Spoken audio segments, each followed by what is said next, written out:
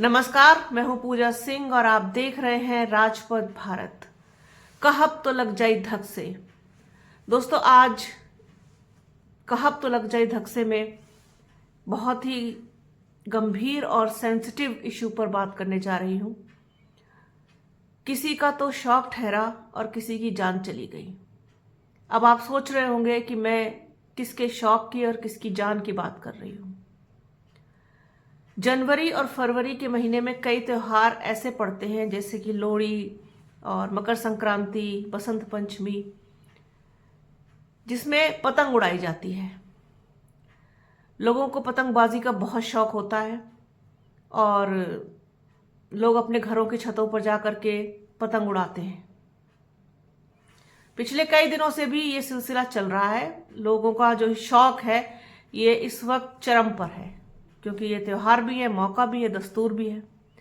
लेकिन अपने शौक के चक्कर में, अपने शौक को पूरा करने के लिए मासूम लोगों की जान भी ले रहे हैं ये पतंगबाज। जी हाँ, पतंगबाज जो मांझा यूज कर रहे हैं वो चाइनीज मांझा है, और चाइनीज मांझा जिसके गले में भी लिपट जा रहा है उसकी जान लेकर के छोड़ रहा है।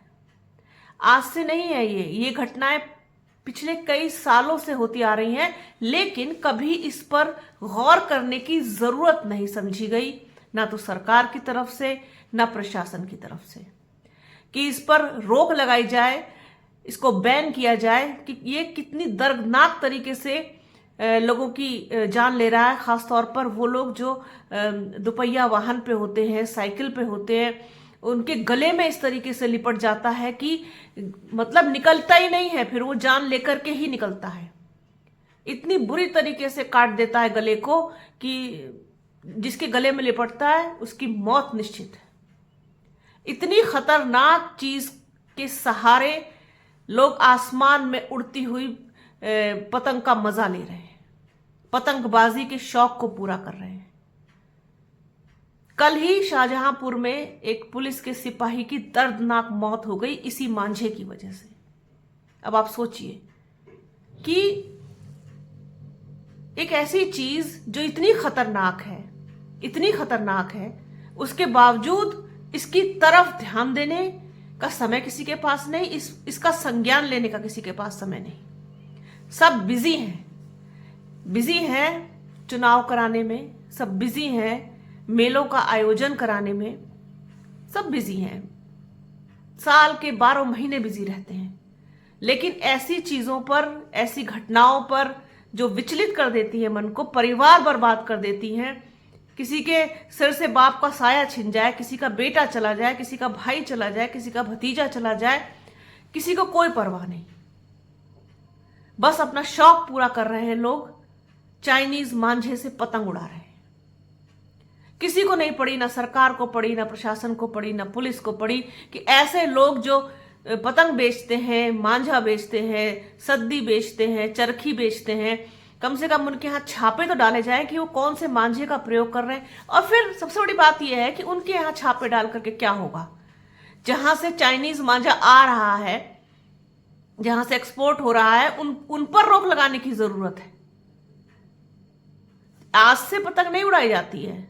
पतंग उड़ाने का इतिहास तो हमारे यहाँ बहुत पुराना है। बच्चे, बड़े, नौजवान सभी लोग इन त्योहारों के अलावा भी गर्मियों में हमने भी खूब पतंग उड़ाई है। लेकिन उस दौरान इस तरीके के खतरनाक मांझों का चलन नहीं था। बरेली का मांझा बड़ा फेमस हुआ करता था। उस मांझे पर कांच की सुताई हुआ करती थी, कांच के चूरे की सुताई हुआ करती थी। वो किसी की जान वान नहीं लेता था। कोई पक्षी वक्षी घायल हो जाए तो एक अलग बात है, अदरवाइज किसी की जान नहीं लेता था वो मांझा। लोग खोल करके बिना किसी डर के पतंग उड़ाते थे। लेकिन ये जो चाइनीज मांझा है, पिछले कई सालों से इसका चलन इस कदर बढ़ा है और कितनी जाने जाती हैं हर साल इससे, लेकिन इनके ऊपर ध्यान देने वाला कोई नहीं, इन घटनाओं की तरफ देखने वाला कोई नहीं, इनसे सबक लेने वाला कोई नहीं। नौजवानों के गले में लिपट गया मांझा और जान चली गई उस गरीब की। तो ध्यान देने की जरूरत है इस तरफ बहुत ज्यादा, कि इस पर तुरंत तत्काल प्रभाव से रोक लगाई जाए, बैन लगाया जाए। कहक तो लग जाए धक से मैं आज मुझे इस टॉपिक पर बात करनी थी। और आप लोग मेरे वीडियोस को पसंद करते हैं, जितने भी मेरे दर्शक हैं जो कहक तो लग जाए धक से का वीडियो देखने आते हैं, 400, 500, 600, 700, उन सभी का दिल से शुक्रिया कि आप लोग मुझे देखते हैं, अपना समय देते हैं, अप्रिशिएट करते हैं, कमेंट्स करते हैं। बहुत बहुत धन्यवाद आपका। इसी तरीके से अपना प्यार और स्नेह बनाए रखिए और हमारे चैनल को लाइक कीजिए, शेयर कीजिए, सब्सक्राइब कीजिए, बेल आइकन घंटी जैसी आकृति जरूर दबाइएगा। वीडियो को प्लीज पूरा देखिएगा और ज्यादा ज्यादा शेयर कीजिएगा। अपना और आप लोग का बहुत ख्याल रखिए। जल्द मिलूंगी आपसे एक नए वीडियो में एक नए मुद्दे के साथ। तब तक के लिए जय हिंद।